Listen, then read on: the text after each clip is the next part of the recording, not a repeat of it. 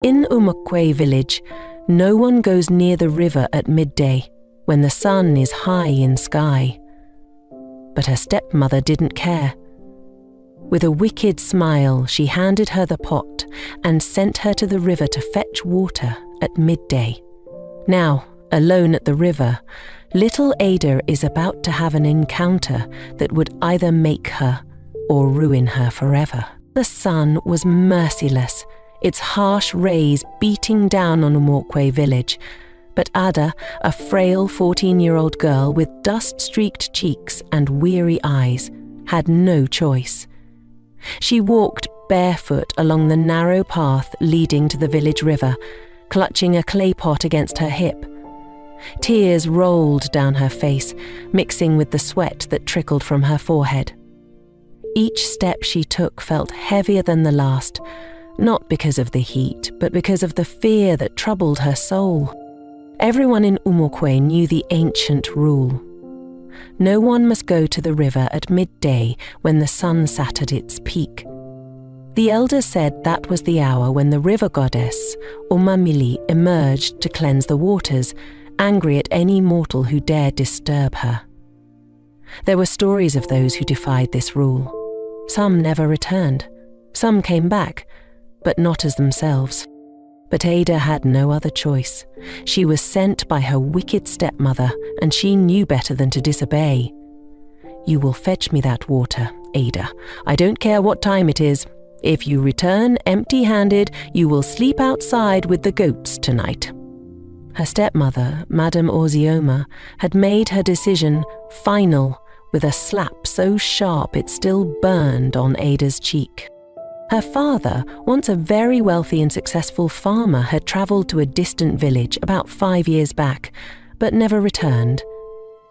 He married Ozioma, his second wife, after the demise of his first wife, Ada's mother, and it had been hell for Ada ever since.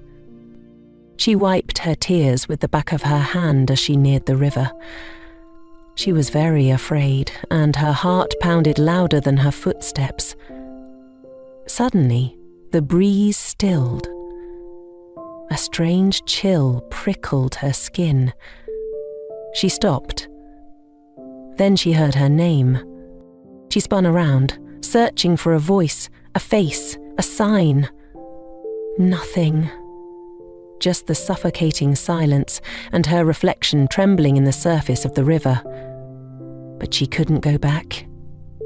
She knew Ozima well enough to know that disobedience came with a price. Gathering every ounce of courage, Ada stepped onto the smooth rocks by the river's edge. "Please, Millie, I mean no disrespect," she whispered, her voice cracking. "It's not my will to disturb your peace." With trembling hands, she dipped the pot into the water. The pot filled slowly, each droplet sounding like a warning bell in her ears. Her eyes darted around the riverbank. Every ripple, every rustle of leaves made her scared. She imagined the goddess rising from the depths with rage, but nothing happened. The pot was full. Without wasting another second, she broke into a brisk walk, the pot wobbling dangerously with each hurried step. The forest path seemed longer now, the trees whispering secrets in a language she could not understand. She kept walking as fast as she could. When the mud walls of her compound came into view, she wanted to collapse to the ground in relief. She was so grateful to be alive.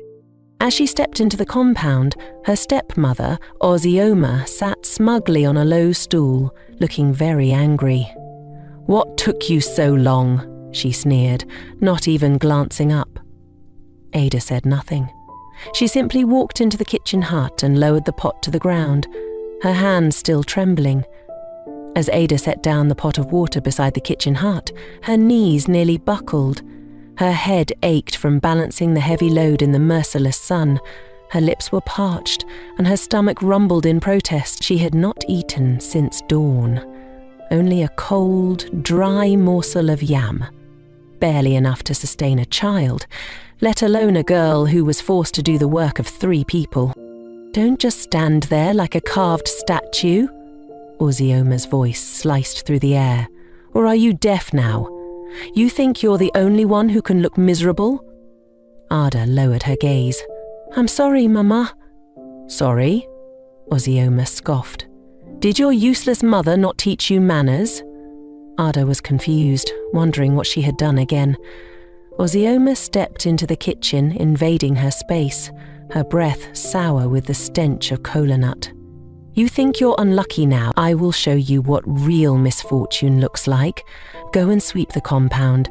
The goats have left their droppings everywhere thanks to your laziness." "But Mama, it's the hottest time of the day. Please, let me—" A resounding slap cut her plea short. Ada's face jerked to the side, her cheek instantly swelling with the sting. "You dare talk back at me? Me? Under my own roof? You think because your dead mother bore you in this house you have mouth to challenge me?" Ada's eyes blurred with tears, but she quickly turned and walked away quickly. Grabbing the broom made from dry palm fronds, she bent and began sweeping the compound, her fingers trembling, her arms weak. Every sweep sent dust rising into her eyes and nostrils, but she dared not complain. Her stepmother watched, arms folded, a wicked grin playing on her lips. As Ada swept, Ozioma's next order came like thunder. "When you're done with this compound, you'll go and pound yam for my lunch. Make it soft, like your brain. If it's hard, you'll eat it yourself while I watch." Ada bit down her lip to stop herself from sobbing aloud. Minutes later, she finished sweeping, her small body drenched in sweat, her back aching, her palms blistered. But there was no rest. She dragged herself to the wooden mortar and pestle under the shade of the old mango tree. She peeled, sliced, and cooked some yams, her fingers trembling as she worked. When the yams softened, she lifted the pestle and began to pound it. When she was done, she presented it before Ozioma with trembling hands. "Is this what you call food?" Ozioma mocked, poking the mound with her greasy fingers. "This one is soft because the devil is pitying you today. Take it to the inner room, and when you're done, go and wash my clothes. I want them white like heaven's gate." Without a word, Ada obeyed. There was no rest in this house for her, no peace. It was her daily routine since her father mysteriously disappeared. The villagers saw what was happening, but none of them were bold enough to challenge Ozioma. Ada worked from dawn till dusk and had just a little food to eat.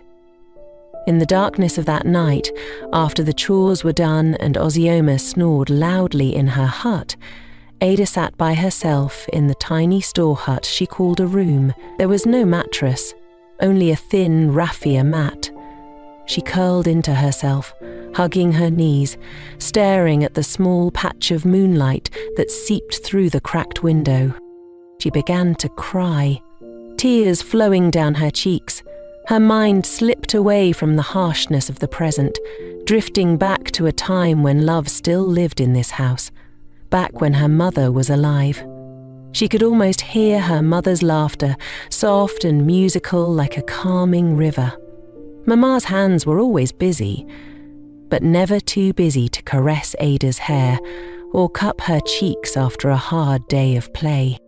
"My beautiful Ada, the jewel of my heart," her mother would say, planting soft kisses on her forehead. "One day, you will grow into a woman finer than the morning sun. But till then, let me be the one to carry your worries." Those were the days when their home smelled of fresh okra soup, when her father's booming laughter would fill the compound as he returned from the farm, swinging Ada high into the air. And in the evenings they would all sit under the mango tree, her mother telling folk tales of tortoises and wise birds, while her father nodded along, pretending to be surprised at every twist just to make them laugh. But then, things changed drastically. Her mother became terribly ill and passed on, leaving her and her father heartbroken. Ada was only 7 when her mother passed. Ada and her father both mourned her demise for 1 year before her father, trying to fix his pain, married another woman to fill the gap. Ozioma was initially caring, but after she became pregnant and had her son, things changed. She began to mistreat Ada, making her do chores far above her age. Things got worse when her father, who was a very wealthy and successful farmer, travelled and never returned. Ozioma took over the farm, hiring people to work on it and paying them. She became very wealthy and full of herself. She turned Ada into her slave, doing all the house chores, yet eating very little food, while she pampered her own son, Chudi. "I miss you, Mama," she whispered into the night amid tears. "I'm trying to be strong, like you said, but it hurts. Every day it hurts." The wind sighed through the crack in the wall, as if the night itself mourned with her. Gripping tightly, the small faded wrapper her mother had sewn for her Ada closed her eyes and slept off. The first light of dawn had barely touched the sky when her stepmother entered the hut and gave her a slap. Her eyes fluttered open to the sight of Ozioma's figure, her face twisted in disgust. "Lazy child, still snoring like a pig when there was work to be done?" Ozioma's voice cracked through the small hut, louder than any cockcrow. "Do you think this house is a place where you can sleep till the sun knocks on your door?" Ada's heart pounded as she scrambled to sit up. Her face throbbed where Ozioma's hand had landed, her ear ringing with the impact. "I'm sorry, Mama, I didn't—" Ozioma struck her a second time, not waiting for her to finish her sentence. "Keep your useless sorry to yourself. When will you learn that you are not a queen in this house? You're a nobody. Nothing but a burden. Get up now and go sweep the compound. After that, you will go to the backyard and weed the garden. I want to see my face in that soil when you're done," Ozioma barked. Ada slowly rose to her feet, her thin legs trembling beneath her. She knew better than to show weakness, but her body betrayed her. "Useless thing, just like her mother," Ozioma muttered, turning to storm out of the hut, her wrappers swaying angrily.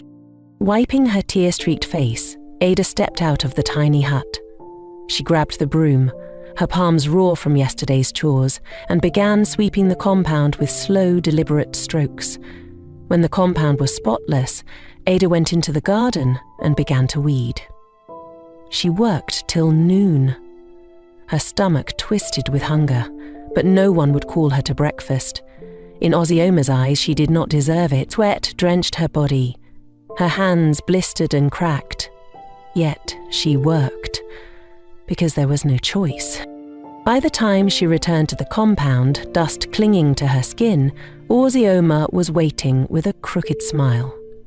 "Ah, my little slave returns. Did you enjoy yourself in the garden? I hope the ants didn't bite you too much," she mocked. She asked Ada to go heat up and eat the leftovers yam, which was barely enough to feed her 5-year-old stepbrother. Ada didn't bother to heat up the food. She ate it hungrily, after which her suffering continued. The next day again, as the scorching sun hung directly above Umuokwe village once more, Ozioma sent Ada to the river again. "Take that pot and go to the river, now," Ozioma barked, her face twisted with the same cruelty that had become her daily mask. This was the 4th time in 2 weeks that Ozioma had sent her to the river at the forbidden hour, the same cursed hour when no one in their right mind dared approach the waters. But Ozioma did not care. Ada had fetched the river's water again and again, trembling with each step, her heart pounding like a drum. Every time she dipped her pot into the river, she whispered apologies to the unseen goddess. "I don't mean to anger you.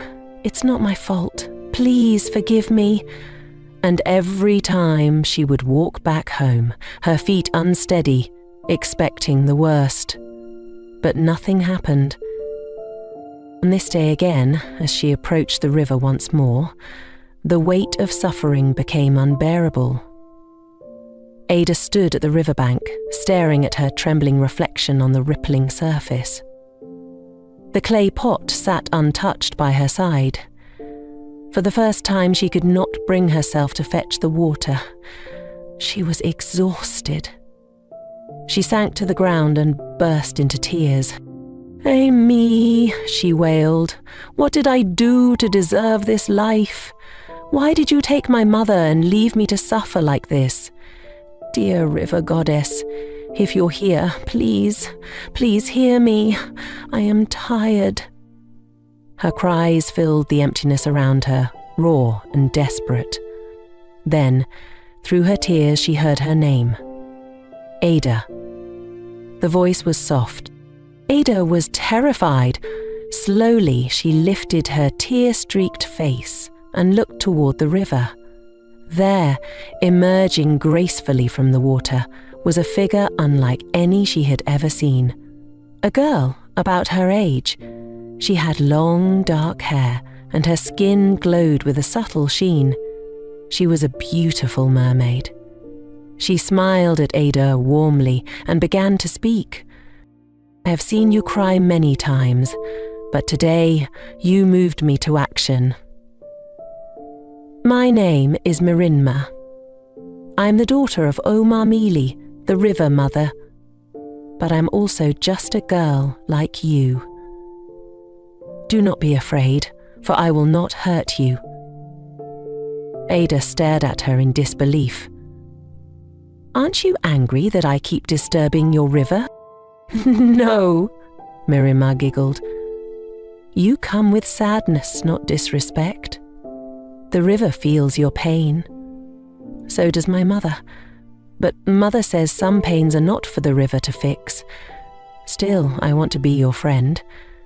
But it must be a secret. Not everyone would understand. Whenever you come here, sing this song." Mirinma leaned forward and began to hum a sweet, haunting melody. Ada listened, her heart swelling with a strange warmth.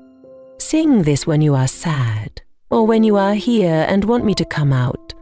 We can talk, we can play. You won't be alone." Tears gathered in Ada's eyes again, but this time they were not born of sorrow. "Thank you, Mirinma." Mirinma's eyes twinkled as she flicked her tail, sending gentle ripples across the water. "I'll be here, waiting for your song." And with that, she dove gracefully into the river, her laughter echoing as her form disappeared beneath the glistening surface. Ada sat still, staring at the spot where her new friend had vanished. The weight on her chest felt lighter. The river felt safe to her for the first time. Slowly she filled her pot. As she walked back to the village, she softly hummed Mirinma's song, her voice blending with the river's melody. For the first time in a long time, her steps felt less heavy. And from that day, everything changed for Ada. Her wicked stepmother continued to send her to the river at the forbidden hour of the day, hoping that something bad would happen to her. With every visit, Ada would sit by the bank, lower her pot gently, and sing the song her friend had taught her. The river would shimmer in response, and from its depths Mirinma would emerge, her face bright with joy. Sometimes they simply talked. Mirinma told Ada stories of the river, tales of the ancient spirits, of the fishes that sang under the full moon, of turtles that could speak and crabs that played hide and seek. Ada, in return, shared her own stories. Simple things, memories of her mother, of how she used to climb the mango tree to pluck flutes, of how her father once carved her a tiny wooden flute. For those moments, she was no longer the poor girl with a wicked stepmother. She was just Ada, a girl with a special friend, and oh, how they laughed. The more they met, the more Ada's heart healed. But life outside the river remained harsh. Ossioma's cruelty did not waver. She noticed how Ada no longer returned from the river looking defeated. This irritated her deeply. "Maybe you have found a lover in that river," Osioma sneered one afternoon. "Don't worry. You'll soon see what good it brings you." But Ada said nothing. She didn't need to explain herself. She had her secret, and her secret made her stronger. She had grown used to her secret world with Mirinma. Their meetings were no longer filled with tears, but with joy. They sang, they played, they shared dreams. Then, one afternoon, when Ada arrived and sang their song, the river remained still for longer than usual. For a moment, fear gripped her heart. Had Mirinma abandoned her? Then, slowly, the water rippled. Mirinma emerged, but she did not smile like she used to. Her beautiful face was somber, her bright eyes clouded with sadness. Her shells did not chime with their usual playfulness. Her tail moved sluggishly beneath the surface. Ada's heart sank. "What's wrong?" she asked softly, kneeling by the bank. "Mirinma, why are you sad?" For a moment, Mirinma did not speak. The river whispered around her, as if mourning with her. "Ada," she began slowly, "today is the last time we will see each other." The words hit Ada like a thunderclap.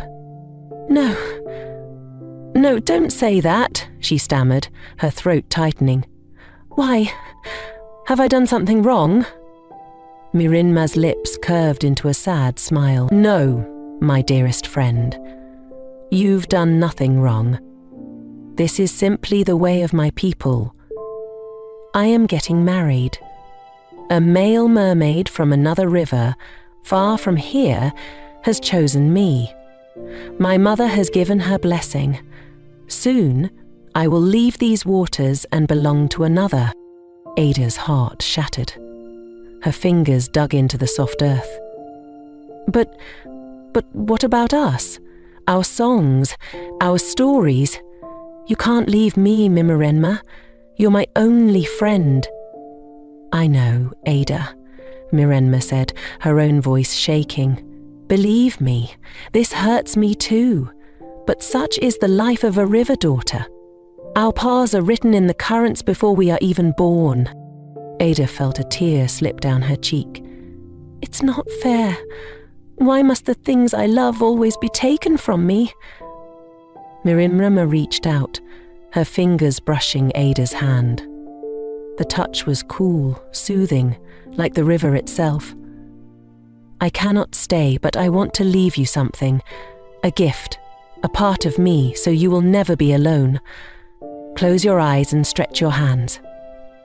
Ada obeyed without a word. Mirinma stretched her hand and passed some powers in form of a golden light to Ada. Then she asked her to open her eyes. "You have just received the power to heal wounds of the body and of the heart. You will be able to heal all manner of sicknesses and diseases. Whenever someone is in pain, your touch will bring comfort. And I will never forget you, Ada.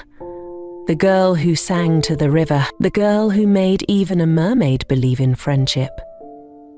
For a long moment they sat in silence, staring at each other, etching every detail into memory. Then, slowly, Mirinma began to sink back into the water.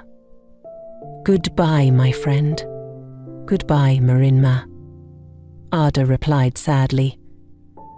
As the last ripple faded, she sat by the riverbank and began to cry.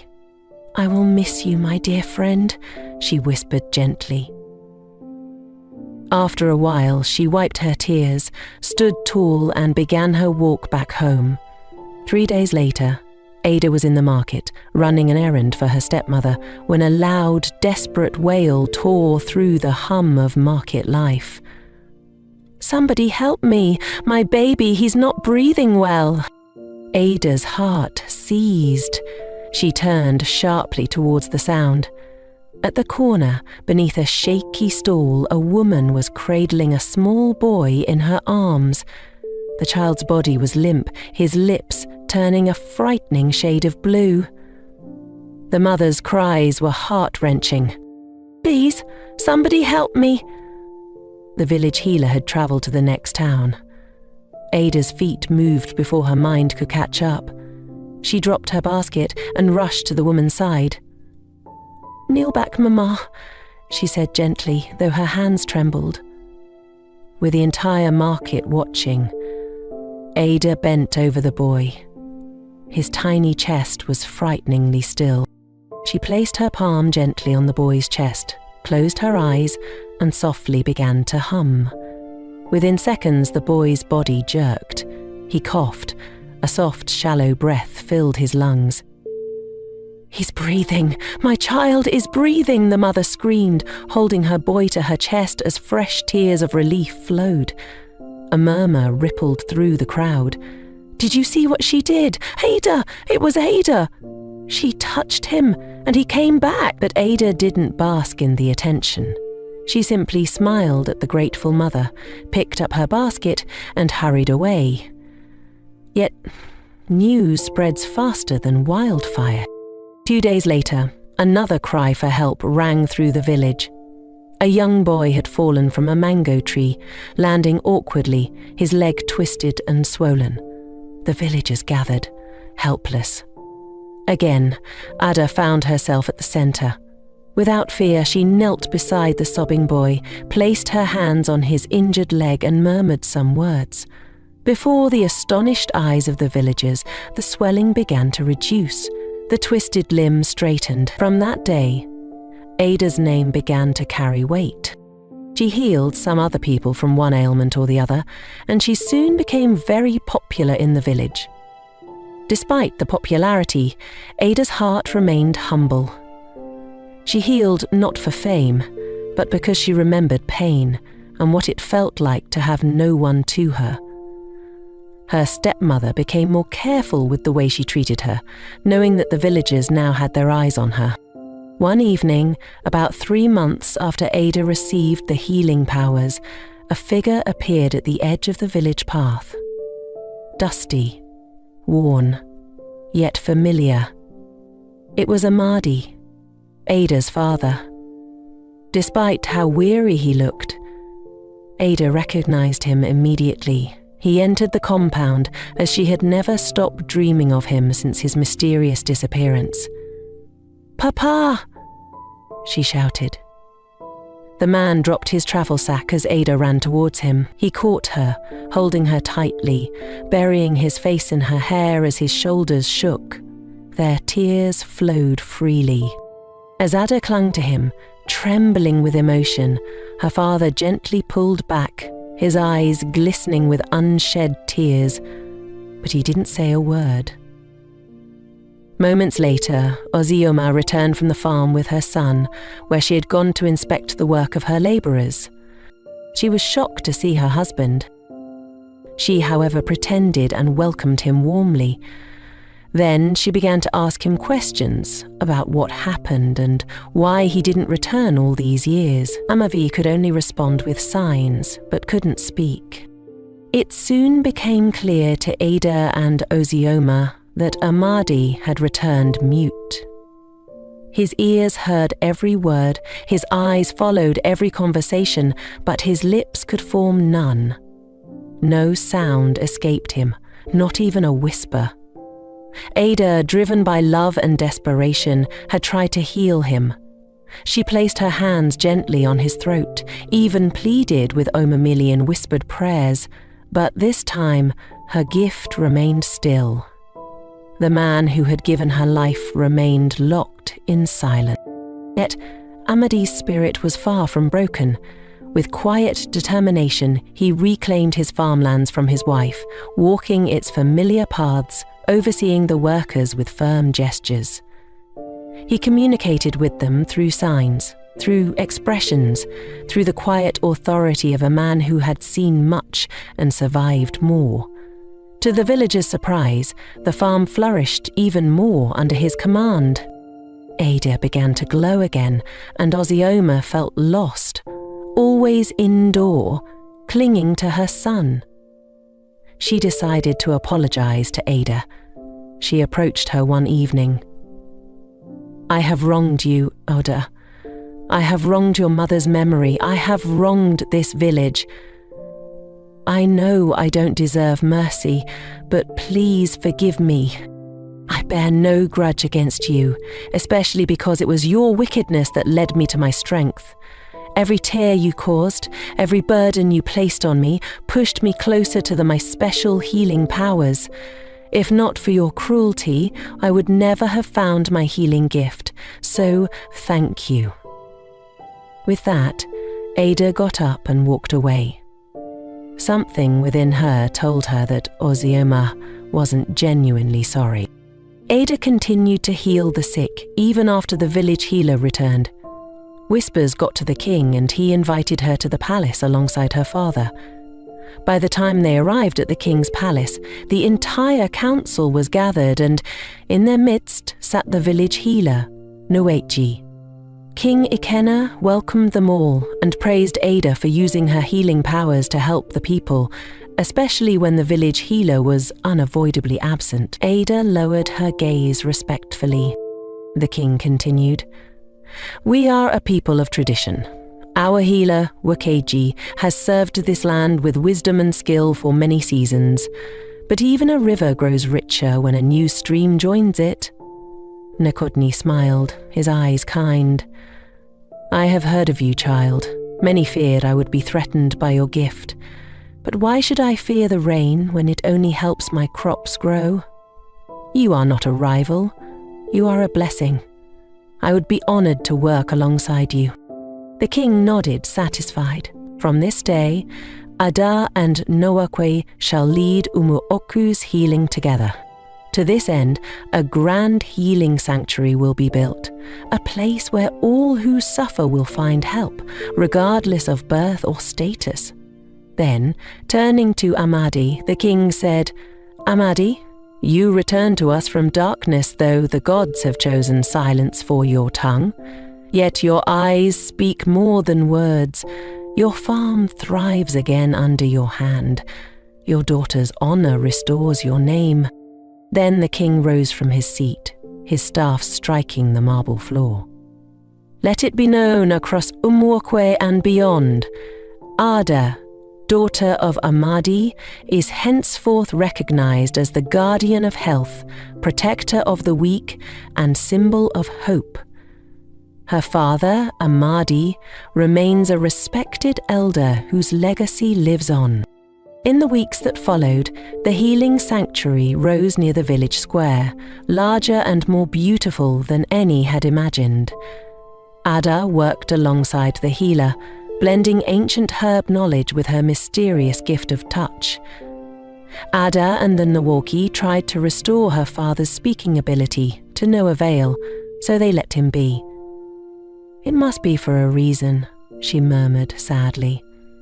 His silence remained, a mystery untouched by her gift. She had made peace with it, and so, from the ashes of pain, Ada rose, not as a queen, not as a warrior, but as a healer. Her kindness triumphed where cruelty failed. Her strength was not in loud words, but in quiet resilience.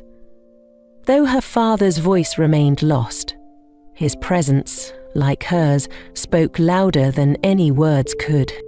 Will Ada's gift one day unlock her father's voice? Or does fate have more in store for the healer of Umuokwe? Only time will tell. This is not the end, but the beginning of a greater story. Thank you for watching. If you would love to see part 2 of Ada's journey, let us know in the comments. Remember to like, share, and subscribe for more heart-touching stories like this.